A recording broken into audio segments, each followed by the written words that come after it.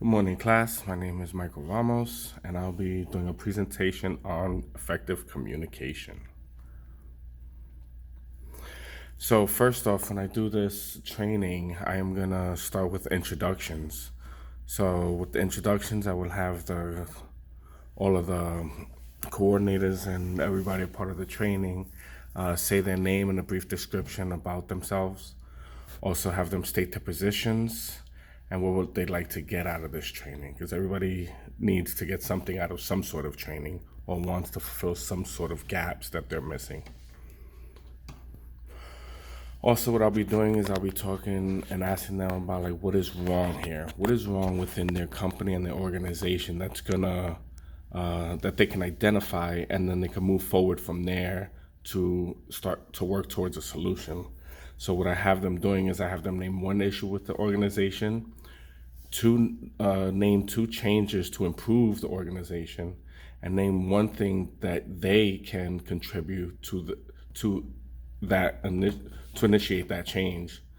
I feel like if they take ownership on what's wrong and what they can do to better the organization, then it'll give them some sort of fulfillment and gratitude at the end, knowing that they've accomplished and they did something for the better of the good. So I'll be reading to them like what is communication. Obviously, the act or process of communicating, fact of being communicated, the imparting or interchange of thoughts, opinions, and information by speech, writing, or signs. Something imparted, interchanged, or transmitted, or a document or message imparting news, views, information, etc.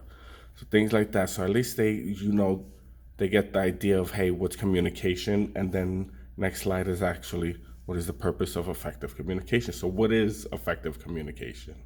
Effective communication is the process of exchanging ideas, thoughts, opinions, knowledge, and data so that the message is received and understood with clarity and purpose. When we communicate effectively, both the sender and the receivers feel satisfied. At the end of the day, we want each other to feel satisfied. We don't just want messages being thrown at people or feeling like things are being directed right at somebody. Yes, and information can be directed to somebody, but there's ways of going about it. Also, communication occurs in many forms, including verbal and nonverbal, writing, visual, and listening. It can occur in person or over the internet. So also to gain a better relationship amongst individuals. So what you want to do pretty much is you want to keep in mind, in the forefront of your mind, what is it that you're saying and what is it that you say things out of your mouth, but like what are you really saying? Because body language does play a very crucial part in effective communication. So I'm gonna also let them know a little fact finder. Like, did you know people in organizations spend about 75% of their time in an interpersonal situation, which is why a large number of the organization have poor communication. And it is more likely to give the wrong impression than for your message to come off as intended. You know, everybody always reads between the lines and they understand that there's more than just the message itself. So we'll be going into barriers of communication. Obviously, these are the things that are telling us and letting us know, like, hey, there's something wrong, and this is stopping us from having a positive communication. So obviously, things like noise and interference, electronics, body language, and the fact that employees do not trust each other because of newly formed relationships. You know, people are not just gonna they don't know how other people are, so they just throw directives and just information out there, so then people aren't really getting the information. Instead, they're reading in between the lines. Also, more barriers is a power struggle. You know, this always happens, especially when it's boss versus employee. You know, a lot of bosses just do as I say, not as I do, things of that nature. Languages, when I say languages, it's more like you might say something a certain way in your respective place. I might take it differently, or maybe you don't understand what I'm saying because you're from another country or something like that. So that's what I mean by language. Also, assumptions. You don't want to jump to conclusions or assume that somebody meant this when they meant that. That's when you come in and you ask questions and you move on and you proceed with exactly what needs to be done. The fact that employees do not trust each other because of newly formed relationships. Again, that's a big one. So then I'll be moving into a practical exercise.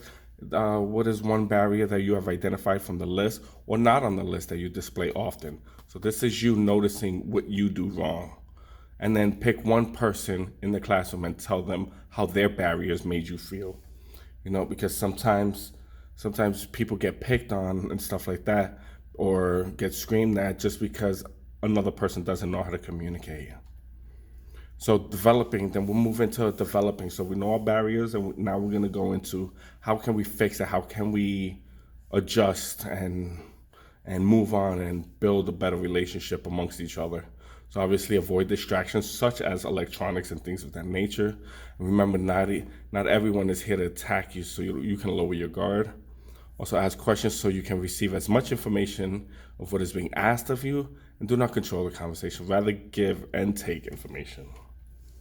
More into developing communication skills. You want to practice supportive listening, communicate your feelings, set and validate your goals to be met with a validating and reasonable deadline. Speak to listen, not to be heard.